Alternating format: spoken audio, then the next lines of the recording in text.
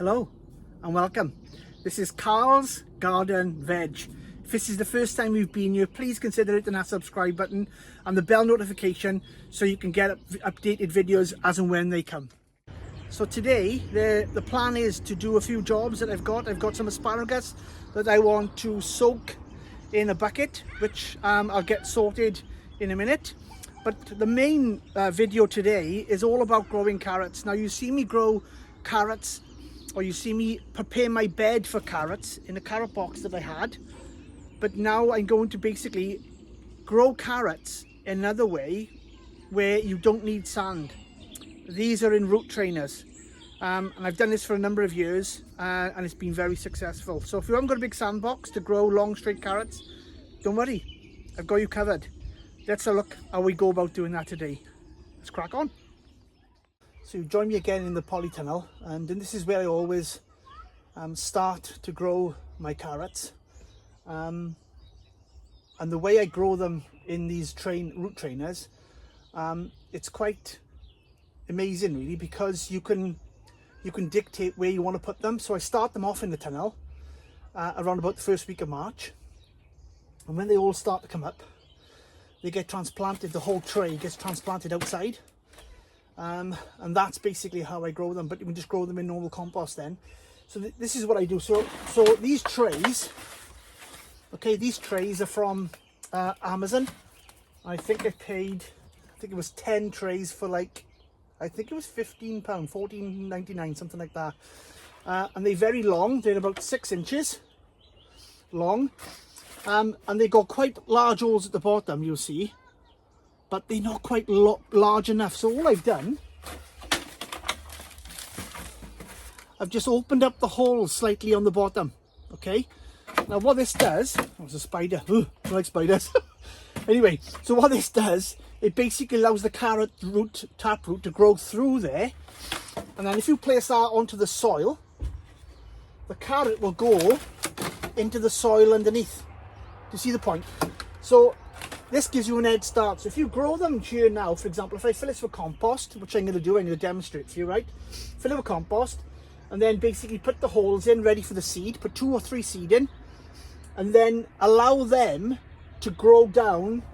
And once they, by the time you go ready to plant these out, you can plant these out, just pick up the tray and position it exactly where you want on the ground, like that. And then what will happen is eventually it will grow down, the taproot will grow down into the soil below. And obviously it feeds off the moisture and whatever's there then in your soil. You can do it, you can continue to grow them in the tunnel. It's not a problem with that. But I normally take them outside. So I got my batch that I got which you were standing on at the moment is my sand bed, but this avoids needing any sand.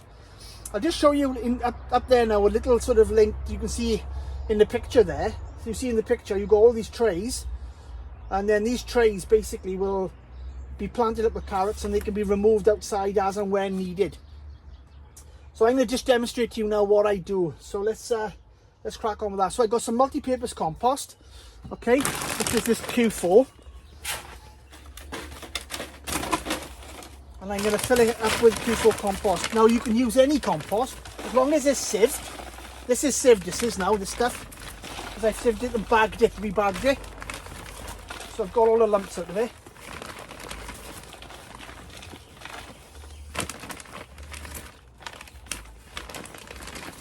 This is for demonstration purposes anyway, this video, like to show you what I do. So I won't be putting the seed in at the moment because it's still a bit too early. But I just want to give you a bit of an head start so you can get this prepared, ready for when you plant your carrots perhaps, depending what part of the world you're from. In the UK, in South Wales where I am at the moment, I'm in zone 9 and my last frost is not till middle of May, and you can eat me later on that, to be honest. But I'll probably put these out, if the weather forecast is pretty good, I'll put them out in mid-April, but I'll put a cloth over them. I got plastic cloths to put over them to protect them, so yeah, you fill them with compost. Like I said, if you've got your own compost, even better. Just make sure it's all sieved so there's no lumps of wood. If you've got like a bit of wood or something in there, once the taproot hits that, it obviously makes it fork. So that's the idea, to try and sieve it out, And then what I do is just compress it down to make sure that it's compacted in the bottom.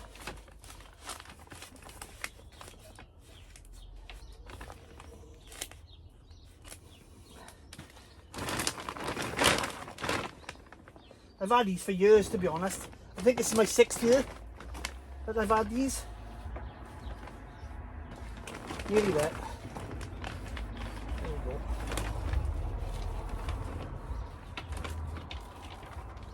Just flatten it off. And it's all compact. So basically that's what I got at the moment.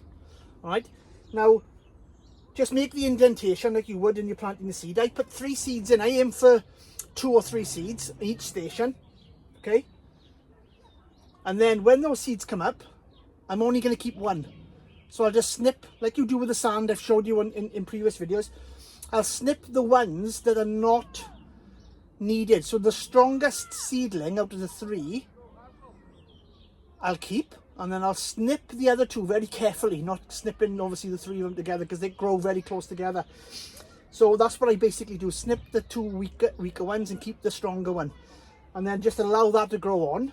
Now what happens, once it starts to get its first or second set of first leaves, it's like the true leaves, I move this outside then to a position where I want it, and they're sitting like this on top of the soil, like that. Job done.